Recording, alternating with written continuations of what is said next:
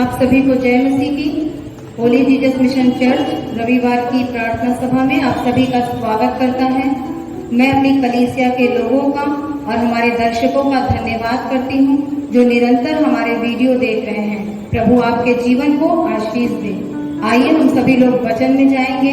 हम निकालेंगे भजन संहिता की पुस्तक, उसकी 18 अध्याय और उसके 31 से लेके 35 पद को आज हम पढ़ेंगे। भजन संहिता उसकी 18 अध्याय, उसके 31 से लेके 35 पद, जहाँ पर इस प्रकार से लिखा हुआ है, यहोवा को छोड़ क्या कोई ईश्वर है? हमारे परमेश्वर को छोड़ क्या और कोई चट्टान है? यह वही ईश्वर है जो सामर्थ्य से मेरा कटिबंध बांधता है और मेरे मार्ग को सिद्ध करता है। वही मेरे पैरों को हरिणियों के पैरों के समान बनाता है और मुझे मेरे ऊंचे स्थानों पर खड़ा करता है। वह मेरे हाथों को युद्ध करना सिखाता है, इसलिए मेरी बाहों से पीतल का धनुष झुक जाता है। तूने मुझको अपने बचाव की ढाल दी है। तू अपने दाहिने हाथ से मुझे संभाले हुए है और तेरी नम्रता ने महत्व दिया है। सच में परमेश्वर का वचन पढ़े और सुने जाने पर परमेश्वर आप सभी को आशीष दे। प्रियो, जैसा कि 31 पद बताता है कि यहोवा को छोड़ क्या कोई ईश्वर है, तो सच में प्रियो, आज हमारे यीशु मसीह को छोड़कर आकाश और पृथ्वी के नीचे और कोई ईश्वर नहीं है। केवल एक ही ईश्वर है और वो है हमारा उद्धारकर्ता प्रभु यीशु मसीह। आइए हम सभी लोग प्रार्थना में जाएंगे और मैं रेवरेंड आदित्य महेंद्रू जी से निवेदन करती हूँ कि वो प्रार्थना में अगुवाई करेंगे।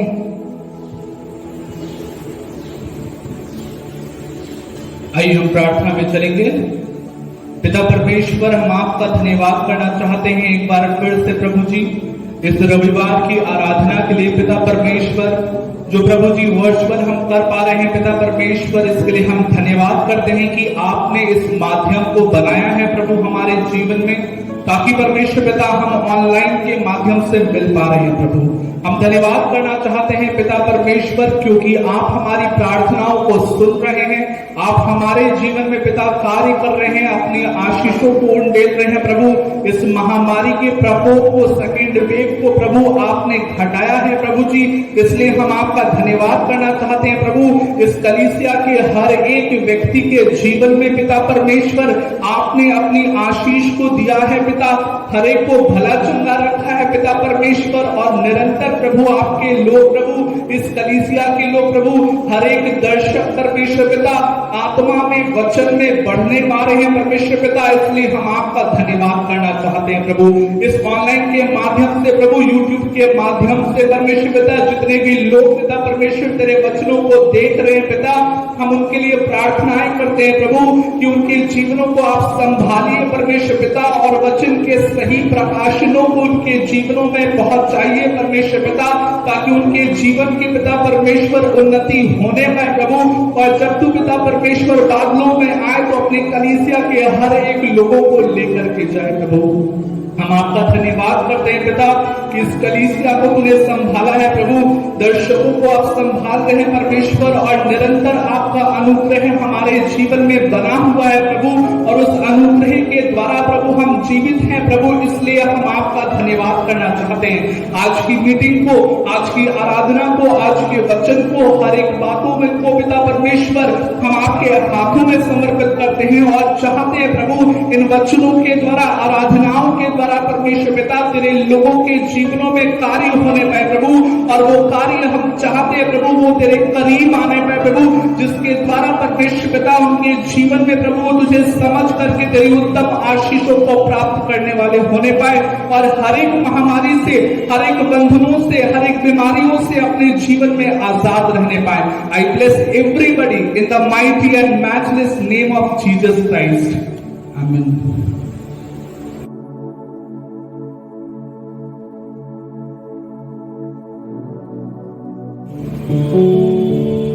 हालेलुया। सब प्रभु की आराधना में चलेंगे, प्रभु की महिमा करेंगे और उसके नाम को ऊंचा उठाएंगे आज, क्योंकि वो अनुग्रहकारी परमेश्वर है, वो अद्भुत और अद्भुत परमेश्वर है, वो अपने लोगों पर दया करने वाला परमेश्वर है और अपने लोगों पर शिफा करने वाला परमेश्वर है। इसलिए हम सब मिलकर आइए उसके नाम की महिमा करेंगे। हालेलुया।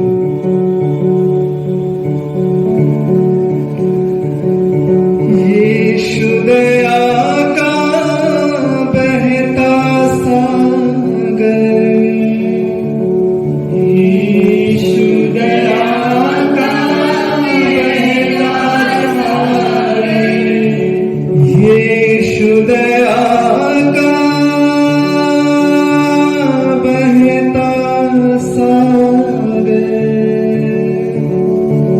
यीशु दया का बहता सागर, यीशु है दाता महान, यीशु है दाता महान, वो यीशु है दाता महान, यीशु है दाता महान। आइए हम सब मिलकर कहेंगे, मुक्ति देता यीशु नाम, शांति देता यीशु नाम, मुक्ति देता यीशु नाम, शांति देता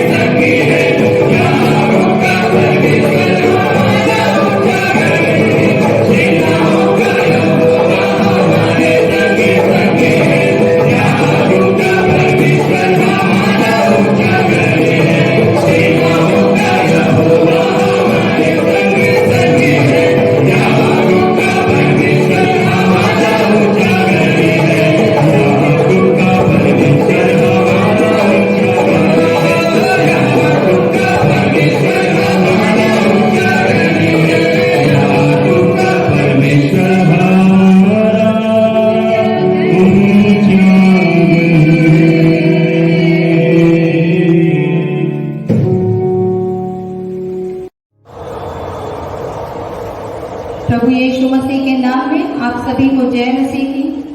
मैं परमेश्वर का धन्यवाद करती हूँ जिसने मुझे यह मौका दिया है कि मैं परमेश्वर के वचन को आपके साथ बांट सकूं। प्रिय, एक मनुष्य के जीवन में कई ऐसे सवाल होते हैं जिनके जवाब वो ढूंढ रहा होता है। मेरे जीवन में भी कई ऐसे सवाल थे जिनका उत्तर मैं ढूंढ रही थी, और जब मैंने बाइबल को पढ़ा, समझा, तो मेरे जीवन से जुड़े हर एक सवालों के जवाब मुझे मिल गए और आज भी मिलते हैं। और आपके जीवन में भी यदि आपके सवालों के जवाब आप ढूंढ रहे हैं, तो मैं आपको बताना चाहती हूँ कि आप बाइबल को पढ़ें और समझें, आपके सारे सवालों के जवाब आपको मिल जाएंगे, क्योंकि हमारे जीवन से जुड़ी हर एक बातों का उत्तर सिर्फ और सिर्फ एक ही पुस्तक में है, और वो है बाइबल।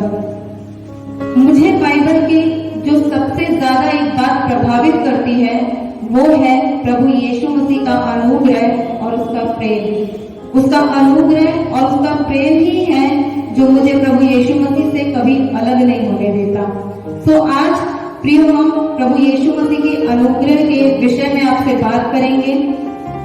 वैसे तो परमेश्वर के अनुग्रह को मनुष्य अपनी बुद्धि से कभी समझ नहीं सकता, क्योंकि हमारे जीवन में कई ऐसे पाप होते हैं जिनके लिए परमेश्वर हमें दंडित कर सकता है, परंतु वो ऐसा नहीं करता। वो हमें देता है अनुग्रह, मन फिराने का और क्षमा मांगने का। बाइबल स्पष्ट रूप से इस बात को बताती है कि पापों की क्षमा के द्वारा जो उद्धार हमको मिलता है वो केवल यीशु मसीह के अनुग्रह ही से मिलता है, जिसका वर्णन मिलता है इफिसियों की पत्री उसके 2 अध्याय उसके 8 और 9 पद में। इफिसियों की पत्री उसका 2 अध्याय उसका 8 और 9 पद, जहां पर लिखा हुआ है, क्योंकि विश्वास के द्वारा अनुग्रह ही से तुम्हारा उद्धार हुआ है, और यह तुम्हारी ओर से नहीं वरन परमेश्वर का दान है, और न कर्मों के कारण, ऐसा ना हो कि कोई घमंड करे। सच में प्रियो, ये परमेश्वर का हमारे लिए एक दान है, और हम कितने भी भले और अच्छे काम कर लें, लेकिन हम इस उद्धार को और पापों की क्षमा को कभी नहीं पा सकते। वो सिर्फ और सिर्फ हमें मिलता है प्रभु यीशु मसीह के अनुग्रह से। आज हम इस अनुग्रह को और गहराई से समझने का प्रयास करेंगे। हम पतरस पौलुस के जीवन और अपने स्वयं के जीवन को आज देखेंगे कि किस तरह से परमेश्वर का अनुग्रह पतरस के जीवन पर, पौलुस के जीवन पर और हमारे स्वयं के जीवन पर रहता है। लूका रचित सुसमाचार उसके 5 अध्याय को हम खोलेंगे। लूका रचित सुसमाचार उसके 5 अध्याय, जहां पर शमौन अर्थात पतरस जब सारी रात मेहनत करते हैं और उसके बाद भी उन्हें एक भी मछलियां नहीं मिलती हैं, तब वो यीशु मसीह के कहने पर जब दोबारा जाल को डालते हैं तो उन्हें बहुत सी मछलियां मिलती हैं। प्रियो, तब क्या होता है? लूका उसके 5 अध्याय के 8 पद में हम देखेंगे, जहां पर लिखा हुआ है, यह देखकर शमौन पतरस यीशु के पांव पर गिरा और कहा, हे प्रभु, मेरे पास से जा, क्योंकि मैं पापी मनुष्य हूँ। सच में प्रियो, जब पतरस प्रभु यीशु मसीह से मिला और जब उसने प्रभु यीशु मसीह को देखा और अपने आप को देखा, तब उसे समझ आया कि वो एक पापी मनुष्य है। ऐसा ही हमारे साथ भी हुआ, मेरे साथ भी हुआ था। जब मैं प्रभु यीशु मसीह से मिली तब मुझे समझ में आया कि मेरे जीवन में कितने ऐसे पाप थे। और प्रियो, मैं जानती हूँ कि ऐसा ही आपके साथ भी हुआ होगा जब आप प्रभु यीशु मसीह से मिले होंगे। आगे प्रभु यीशु मसीह ने क्या कहा 10 पद में, और वैसे ही जबदी के पुत्र याकूब और यूहन्ना को भी जो शमौन के सहभागी थे अचंभा हुआ। तब यीशु ने शमौन से कहा, मत डर, अब से तू मनुष्यों को जीविता पकड़ा करेगा। हालेलुया। प्रभु, कितनी बड़ी जिम्मेदारी प्रभु यीशु मसीह ने, कितना बड़ा काम पतरस को दिया कि अब से तुम्हें मछलियां पकड़ने की आवश्यकता नहीं, अब तुम मनुष्यों को जीवित पकड़ोगे और मेरे राज्य में लेकर आओगे। प्रियो, कैसे हुआ ये प्रभु यीशु मसीह के उस अनुग्रह से जो उसने पतरस को दिया, तब क्या हुआ? पतरस यीशु मसीह का शिष्य बन गया। उसके बाद वो यीशु मसीह के साथ रहने लगा, सीखने लगा और जितने भी आश्चर्य कर्म और चमत्कार प्रभु यीशु मसीह ने किए वो सब पतरस ने देखे। मैं आपको बताना चाहती हूँ कि यीशु मसीह के साथ रहते हुए भी पतरस का जो प्रेम प्रभु यीशु मसीह के लिए था वो वास्तविक नहीं था, वो भावनाओं पर आधारित था। कैसे? इसको हम देखेंगे लूका रचित सुसमाचार उसके 22 अध्याय में उसके 33 और 34 पद में। जब यीशु मसीह को गिरफ्तार करने से पहले पतरस ने क्या कहा? लूका रचित सुसमाचार उसके 22 अध्याय उसका 33 पद। उसने अर्थात पतरस ने उससे कहा अर्थात प्रभु से कि हे प्रभु, मैं तेरे साथ बंदी गृह जाने वरन मरने को भी तैयार हूँ। पतरस ने क्या कहा कि मैं प्रभु तेरे लिए मरने को भी तैयार हूँ। लेकिन प्रभु यीशु मसीह तो सब कुछ जानते थे। प्रभु ने क्या कहा?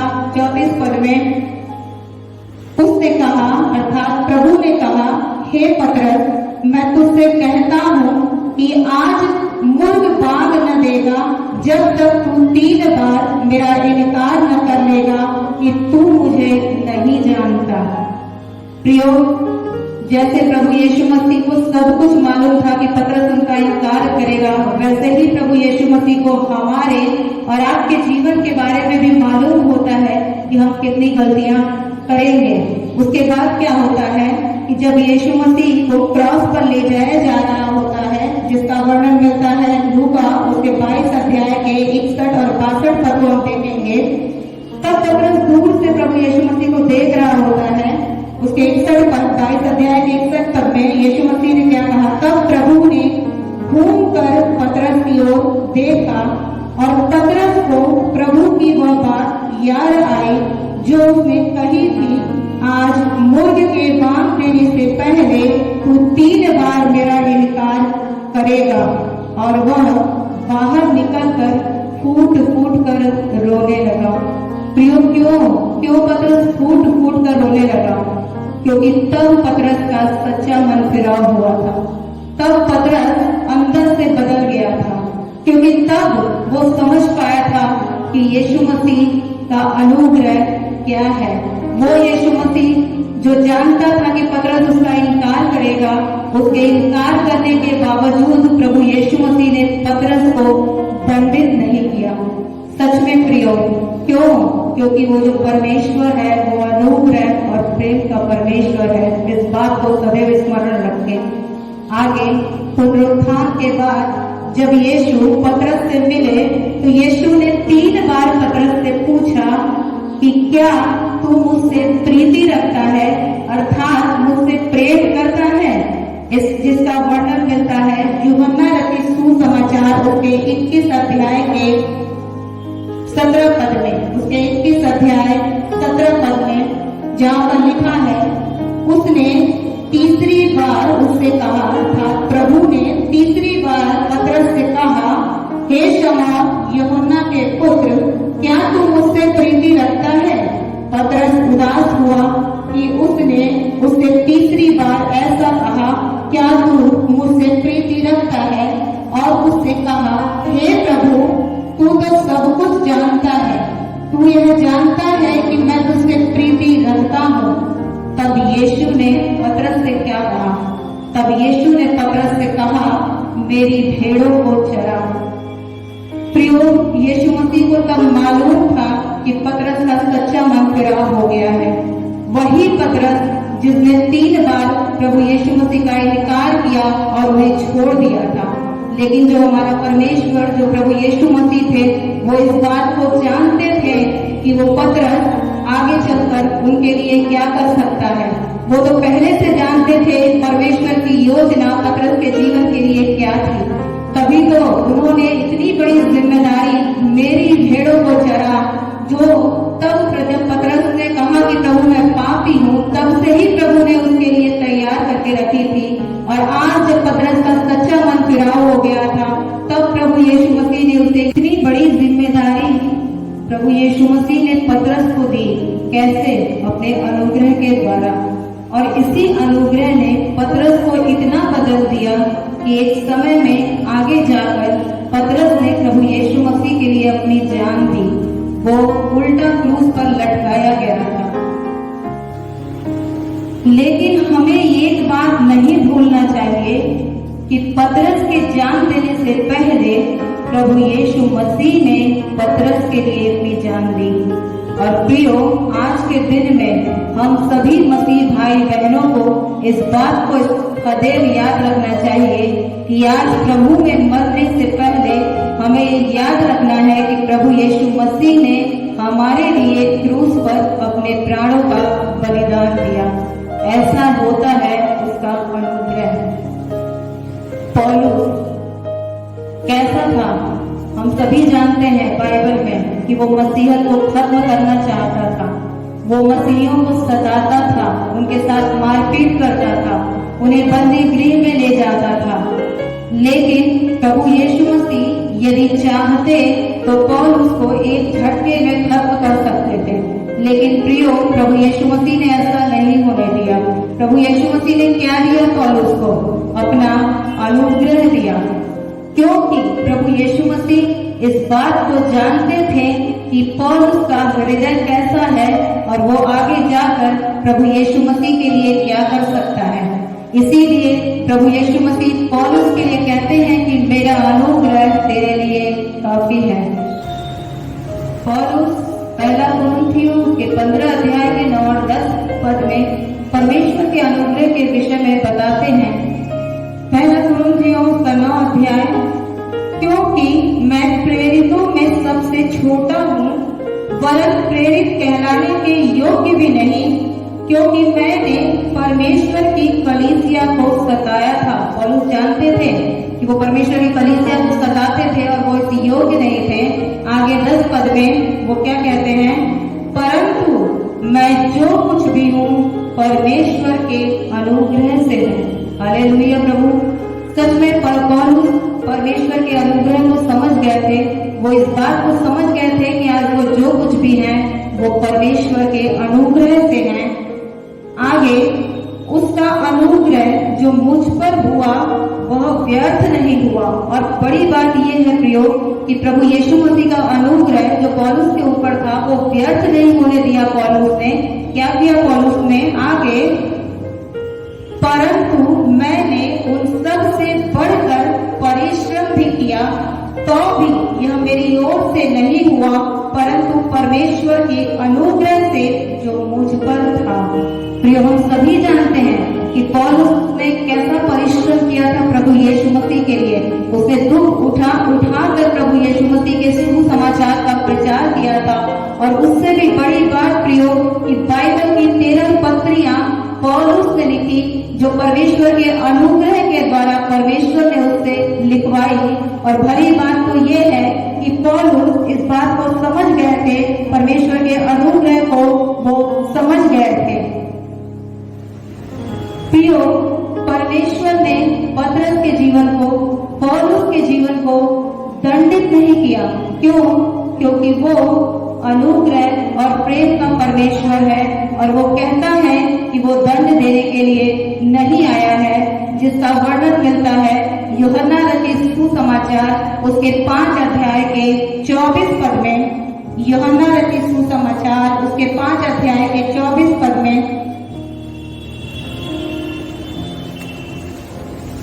यूहन्ना 5 अध्याय उसके 24 पद में, जहाँ पर इस प्रकार से लिखा है, मैं तुमसे सच सच कहता हूँ, जो मेरा वचन सुनकर मेरे भेजने वाले पर विश्वास करता है, अनंत जीवन उसका है और उस पर दंड की आज्ञा नहीं होगी, परंतु वह मृत्यु से पार होकर जीवन में प्रवेश कर चुका। प्रियो, उस पर दंड की आज्ञा नहीं होगी। क्यों नहीं होगी? क्योंकि प्रभु यीशु मसीह ने हमारा सारा दंड क्रॉस पर भुगत लिया था। प्रियो, उसका आगे यूहन्ना 12 अध्याय क्या बताता है? यूहन्ना 12 अध्याय उसके 47 और 48 पद में क्या बताता है?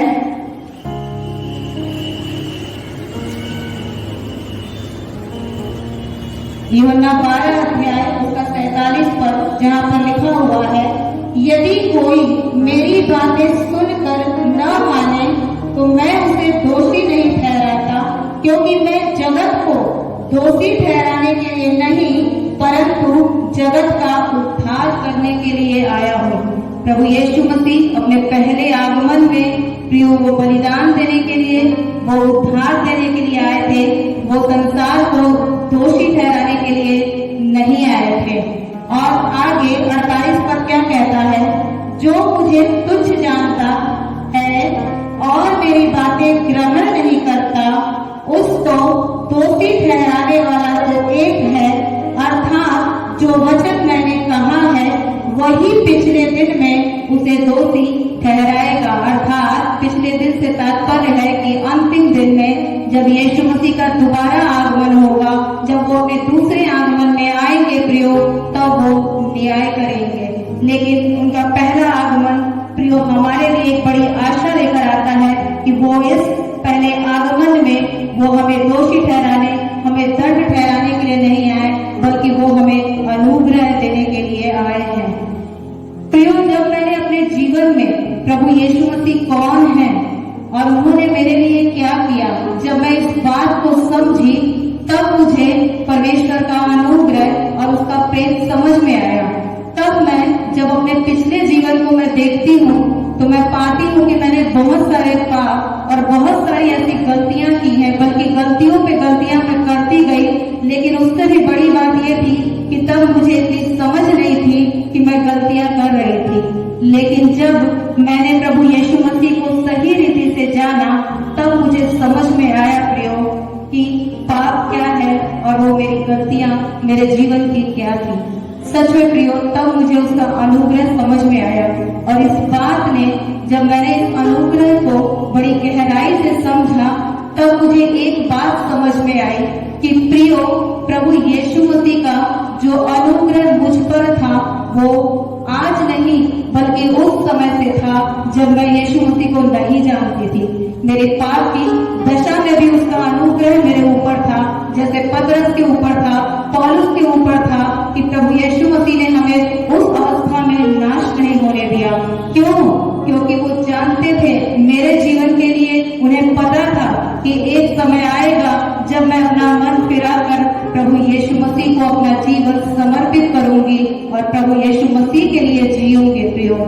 और ऐसा ही आप आज के दिन में अपने जीवन को देखिए तो आप भी पाएंगे कि जो अनुग्रह प्रभु यीशु मसीह का आपके ऊपर है वो आज से नहीं, वो उस समय से है जब आप पाप की अवस्था में थे प्रियो। और उन्हें पता है आपके जीवन के बारे में कि आप प्रभु यीशु मसीह के लिए आगे जाकर क्या करेंगे। आज विश्वासी जीवन में होते हुए भी, प्रभु यीशु मसीह को सही रीति से जानने के बाद भी कई बार मेरे खुद के जीवन से भी गलतियां हो जाती हैं। और कई ऐसे मैंने मसीह भाई बहनों को भी देखा है कि उनसे भी गलतियां हो जाती हैं प्रियो। तब परमेश्वर का एक वचन है जो मुझे बहुत ढांढस देता है, जिसका वर्णन मिलता है पहला यूहन्ना उसके 2 अध्याय 1 और 2 पद में। पहला यूहन्ना उसका 2 अध्याय उसके 1 और 2 पद में जो हमें बताता है, पहला यूहन्ना उसका 1 अध्याय उसका 2 अध्याय उसके 1 और 2 पद में, हे मेरे बालकों, मैंने ये बातें तुम्हें इसलिए लिखता हूँ कि तुम पाप ना करो। पहली बात तो परमेश्वर हमसे चाहता है कि हम पाप ना करें। और यदि कोई पाप करे प्रियो, यदि फिर भी हमारे जीवन से पाप हो जाता है, तो पिता के पास हमारा एक सहायक अर्थात धर्मी यीशु मसीह है। हालेलुया प्रियो, ये हमारे लिए बड़ी ही आशा की बात है। यदि हमसे पाप हो भी जाता है तो हमारे पिता के पास हमारा एक सहायक यीशु मसीह है, जो निरंतर पिता से विनती करता है कि वो हमें दंडित ना करे। और वो उनसे कहता है कि मैंने इनका सारा दंड भुगत लिया है, मैं इनको क्षमा करने के लिए तैयार हूँ, यदि ये अपने मन फिराने को तैयार हो तो। प्रियो, सच में ये कितनी और कितनी अद्भुत बात है और ये कितना बड़ा अनुग्रह है प्रभु का हमारे जीवन पर।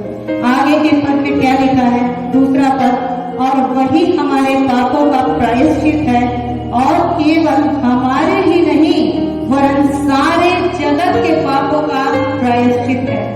प्रियो, कितनी अद्भुत बात है कि वो केवल हमारे और आपके पापों का प्रायश्चित नहीं है, बल्कि वो सारे जगत के पापों का प्रायश्चित है।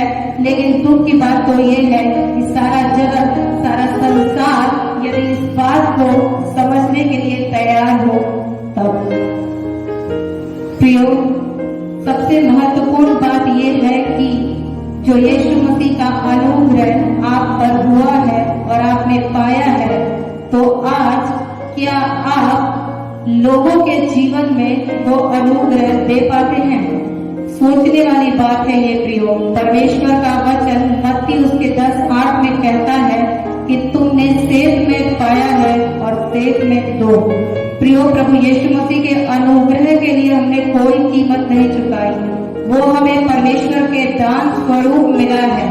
तो हमारी ये जिम्मेदारी बनती है प्रियो कि जैसा अनुग्रह हमने प्रभु यीशु मसीह से पाया है, वैसा ही अनुग्रह हम लोगों को देने पाए। जो हमारे परिवार के लोग हैं, पति पत्नी के बीच में जब लड़ाई झगड़े होते हैं, परिवारों के बीच में जब लड़ाई झगड़े होते हैं, हमारे पड़ोसियों से, हमारे रिश्तेदारों से जब मनमुटाव होता है, बाहर सड़क पर जाते समय जब हमारा किसी से मनमुटाव होता है, तो प्रियो, क्या हम उन पर अनुग्रह करते हैं? क्या हम उनको क्षमा कर पाते हैं? प्रियो, मेरा जो अनुभव कहता है इस बारे में कि मैंने यीशु मसीह का अनुग्रह तो बहुत लोगों ने पाया है प्रियो, लेकिन मैंने बहुत कम लोगों को दूसरों पर अनुग्रह करते हुए देखा है प्रियो। बहुत कम ऐसे लोग हैं जो दूसरों पर अनुग्रह करते हैं।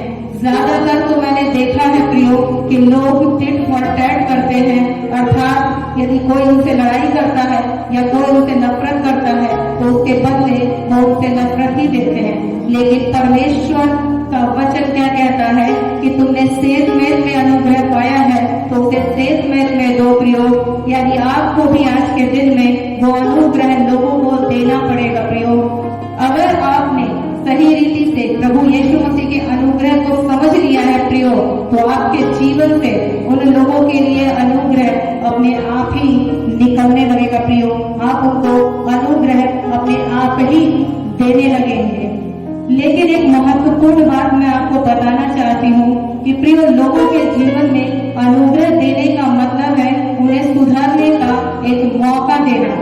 इसका ये मतलब बिल्कुल भी नहीं है कि यदि परमेश्वर के विरोध में, उसके वचन के विरोध में कोई बात हो तो वहां पर आप बर्दाश्त कर जाए। नहीं प्रियो, सिर्फ एक बात को छोड़कर कि परमेश्वर के वचन के विरोध में कोई भी बात हो तो आपको वहां पर खड़ा होना होगा।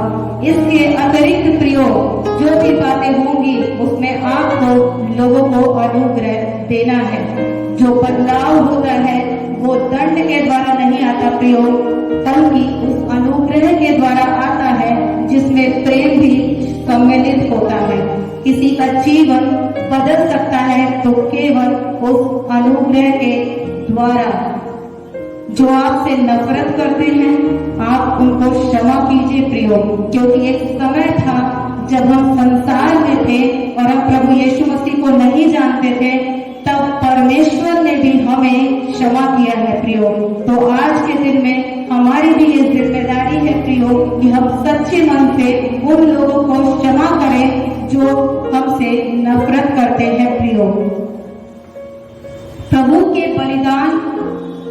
प्रभु का बलिदान हमारे जीवन के लिए एक आशा लेकर आता है। उसका अनुग्रह हमारे जीवन के लिए एक उम्मीद लेकर आता है। क्या है वो उम्मीद? वो उम्मीद ये है प्रियो कि हमें क्षमा मिलती रहेगी। लेकिन जब हम इस क्षमा मिलने की गहराई को समझेंगे प्रियो, तो हम पाप में जाने के बजाय उससे दूर होने का प्रयास करने लगेंगे। अगर आप प्रभु यीशु मसीह के अनुग्रह को समझना चाहते हैं प्रियो, तो आप वचन का अध्ययन कीजिए, परमेश्वर के उस वचन को समझिए।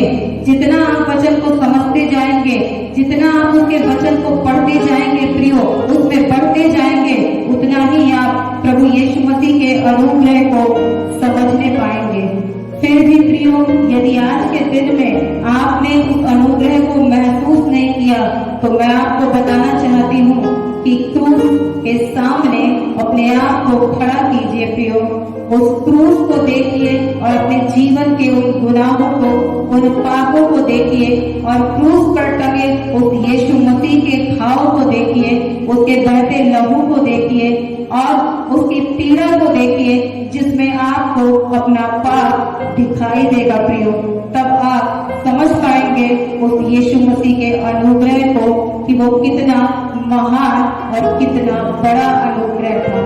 उसने तो यहाँ तक हम पर अनुग्रह किया है प्रियो कि उसने हमें अपने अनुग्रह की आत्मा अर्थात पवित्र आत्मा ही हमें दे दिया है प्रियो, जो हमारे अंदर आज के दिन में वास करता है, जो हर पल, हर घड़ी, हर समय हमारे साथ रहता है। उसका अनुग्रह तो हर पल और हर दिन हमारे साथ रहता है। जितना हम उसके अनुग्रह को समझते जाएंगे प्रियो, उतना ही हम अपने जीवन में बदलाव को देखने पाएंगे प्रियो।